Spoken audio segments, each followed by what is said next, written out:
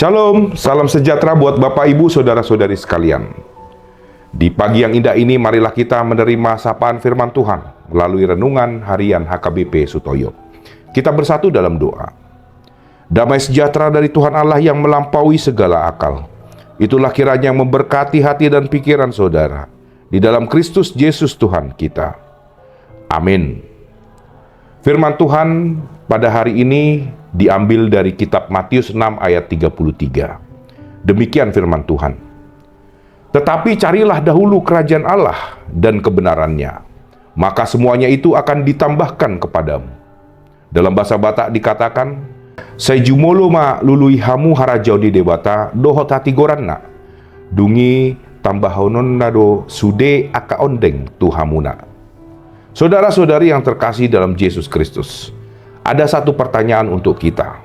Bagaimanakah caranya memasukkan pasir, batu besar, dan kerikil ke dalam satu gelas kosong? Tentunya jika kita memasukkan pasir terlebih dahulu, lalu kemudian kerikil, dan terakhir batu besar, maka batu besar tersebut tidak akan muat untuk masuk ke dalam gelas, karena sudah dipenuhi oleh pasir dan kerikil. Tetapi kalau kamu memasukkan batu besar terlebih dahulu, lalu kerikil, dan kemudian pasir, maka hasilnya semuanya akan masuk ke dalam gelas tersebut. Gambaran dari batu besar inilah adalah kerajaan Allah. Sedangkan kerikil dan pasir adalah gambaran kebutuhan hidup, kekhawatiran, dan ambisi. Demikian juga dalam hidup ini.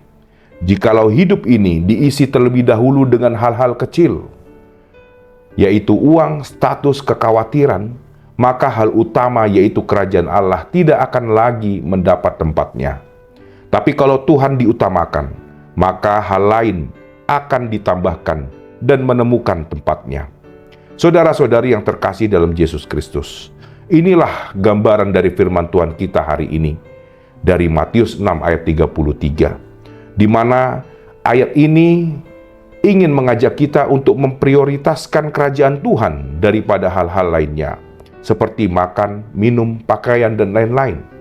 Istilah carilah dahulu kerajaan Allah berarti menjadikan Tuhan sebagai pusat keputusan hidup, menempatkan kehendaknya di atas ambisi pribadi, dan mengutamakan hubungan dengan Tuhan, bukan sekedar urusan dunia.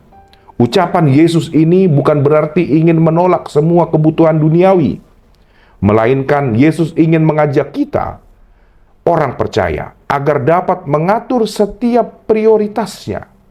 Mengingat seringkali kita sebagai manusia malah menerapkan sebaliknya dengan lebih mencari keamanan finansial daripada kehendak Tuhan. Kita lebih takut akan masa depan daripada kehilangan relasi dengan Tuhan. Dan kita sering lebih sibuk aktivitas rohani daripada benar-benar mencari Tuhan. Saudara-saudari yang terkasih dalam Yesus Kristus, ucapan Yesus ini sebenarnya bermaksud ingin menegur kita. Bukan berarti teguran tersebut menyuruh kita supaya tidak perlu bekerja atau merencanakan segala hal. Tetapi maksudnya adalah jangan sampai itu menjadi pusat hidup kita.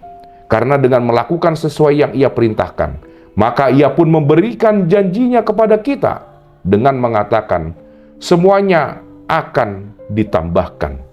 Janji ini bukanlah janji kemakmuran instan, tetapi janji pemeliharaan dari Tuhan. Karena Tuhan tahu apa yang kita butuhkan, bahkan sebelum kita meminta kepadanya. Maka dari itu, marilah kita jadikan Tuhan sebagai pusat hidup kita dengan memprioritaskan setiap firman-Nya. Amin. Kita berdoa. Bapa di sorga, kami mengucap syukur ya Bapa, di mana Engkau memberikan firman-Mu ya Tuhan, melalui Matius 6 ayat 33. Engkau mengingatkan kami, agar kami boleh memprioritaskan kerajaan-Mu ya Bapa. Karena dalam kehidupan kami sehari-hari, kami sering lupa. Kami sering mendahulukan hal-hal yang duniawi, yang menyenangkan hati kami.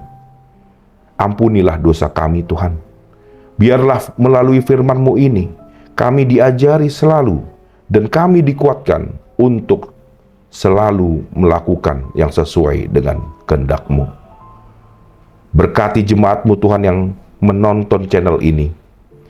Aktivitas mereka selanjutnya ya Tuhan, di rumah, di kantor, atau dimanapun itu, Engkau berkati, sehingga mereka bersuka cita selalu dalam menjalani hari-hari mereka. Terima kasih ya Tuhan. Di dalam Kristus Yesus kami berdoa dan mengucap syukur. Amin. Terima kasih telah menonton channel ini. Shalom, salam sehat, Tuhan Yesus memberkati.